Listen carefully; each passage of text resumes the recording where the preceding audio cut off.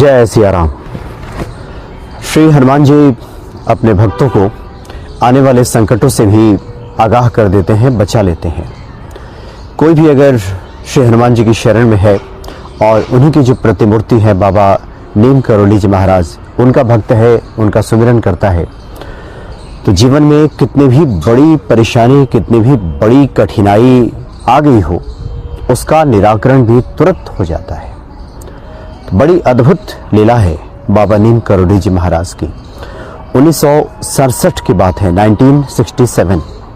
बाबा जी के एक भक्त हुए, उनका नाम है आरपी वैश्य जी। ये आरपी वैश्य जी उत्तर प्रदेश परिवहन निगम के मैनेजर हुआ करते थे लखनऊ में। लखनऊ से उनका जब तबादला दिल्ली हुआ तो उसके बाद बाबा के दर्शन करने के लिए वो कैंची गए।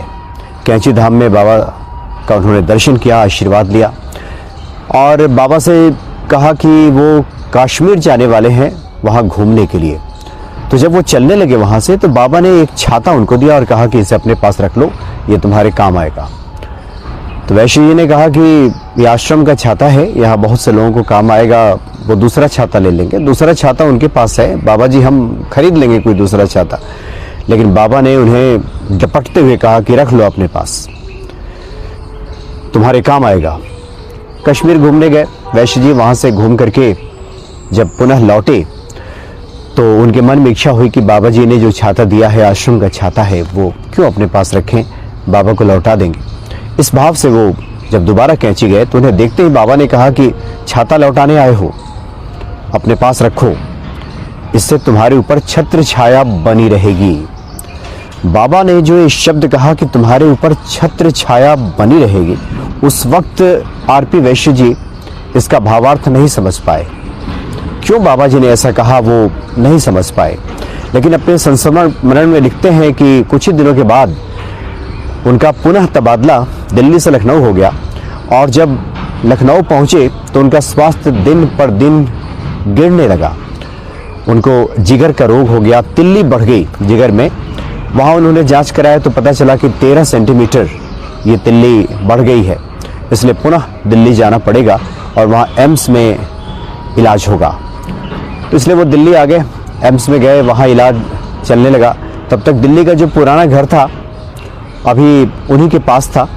तो दिल्ली में जब एम्स में वो भर्ती थे, इलाज चल रहा था, तो एक बार उनकी पत्नी जब घर लौटी तो उन्होंने देखा कि एक छाता पड़ा हुआ है। पति की कही बात उन्हें ध्यान आ गई कि बाबा जी ने ये छाता दिया था और कहा था कि ये छत्र छाया तुम्हारे ऊपर रहेगी। इधर एम्स में डॉक्टर ने कह दिया था कि 6 महीने तक इलाज चलेगा और 13 सेंटीमीटर चूंकि ये तिल्ली है, इसलिए प्रत्येक महीने धीरे धीरे कम होगा और 6 महीने उन्हें अस्पताल में ही रहना होगा। बड़ी मुश्किल स्थिति आ गई। जीवन यापन से लेकर के रोजी रोटी, जो नौकरी चल रही है उसका क्या होगा, बहुत सारी दिक्कतें उनके सामने आ गई थी।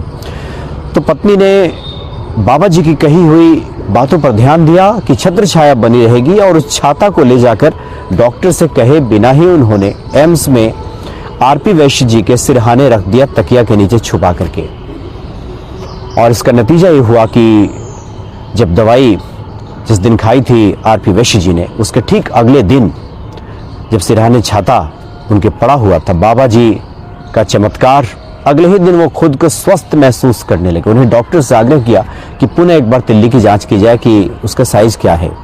डॉक्टर्स नहीं माने। उन्होंने फिर आग्रह किया, अधीक्षक तक बात पहुंची तो इनके आग्रह पे पुनः जांच की गई तो पाया गया कि तिल्ली का जो साइज बिल्कुल जितना नॉर्मल होना चाहिए उतना हो गया है।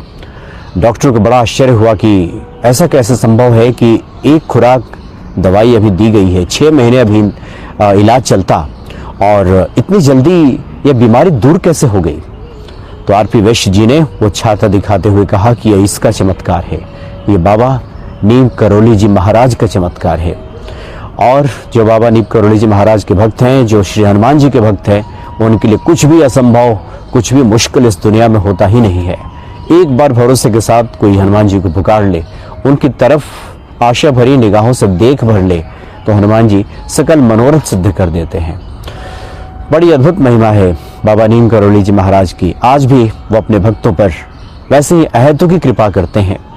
आने वाले संकटों से पहले ही आगाह कर देते हैं, उबार लेते हैं और अपने भक्त पे संकट तो कभी आने ही नहीं देते। लोग तो बेवजह प्रारब्ध को लेकर के परेशान रहते हैं। एक बार हनुमान जी की शरण में जाइए, बाबा नीम करोड़ी महाराज को भजिए, निश्चित ही सभी संकटों का निवारण हो जाएगा।